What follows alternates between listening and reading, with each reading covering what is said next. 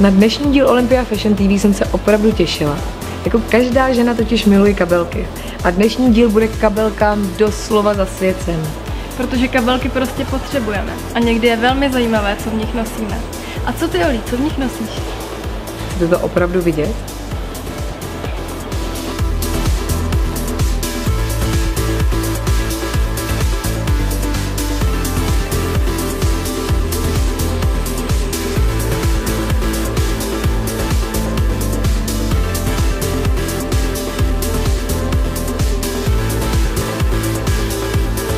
Každá žena by měla mít ve svém šatníku jednoduchou tmavou kabelku bez výraznějších prvků, která se dá nosit téměř ke každému outfitu. U těchto kabelek nešetřete, raději si připleťte a pořiďte si kvalitní kožený kousek. Tato se dá nosit jak v ruce, tak přes rameno, takže je skvěle univerzální.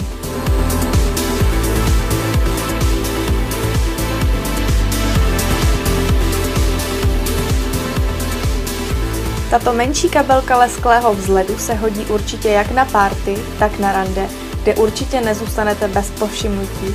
Má dlouhý popruh, takže se dá nosit také přes rameno. Sezóna plesů je sice za námi, ale pokud se chystáte na nějakou společenskou akci nebo večírek, určitě je na místě psaníčko. Toto psaníčko je bez výraznějších prvků, takže nebude těžké ho zkombinovat do outfitu. Pokud jste zvolila výraznější outfit, boty a psaníčko volte jednodušší. Vytvoříte tak rovnovážný celek.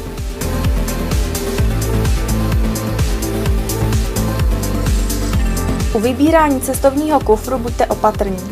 Volte kvalitní zpracování a materiál a nezapomeňte na bezpečnostní prvky. Také jste už od školních let zavrhli batohy? Nemusíte. Vyrábí se už v několika stylech. Elegantnější nebo sportovnější. Fantazii se meze nekladou a myslím, že na nákupech nebo na výletech se batoh bude určitě hodit více. Tento kožený s plnokapsičkami může nahradit třeba vaši oblíbenou kabelku. Světlé kabelky v námořnických barvách se hodí hlavně na léto. Tato velká kabelka se dá nosit na pláž nebo třeba do města. Vínová barva patří mezi mé oblíbené. Dá se dobře kombinovat hned s několika barvami.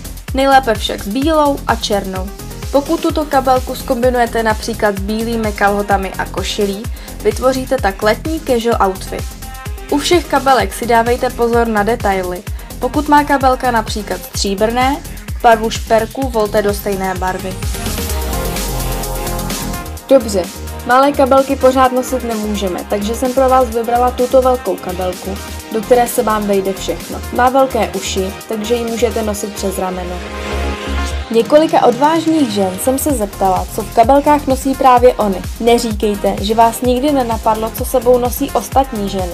U naší první mladé ženy jsme našli vlhčené ubrousky, peněženku, parfém, klíče a telefon. U druhé otázané slečny jsme viděli hlavně chytrý telefon, pouzdro na brýle a taštičku na make-up.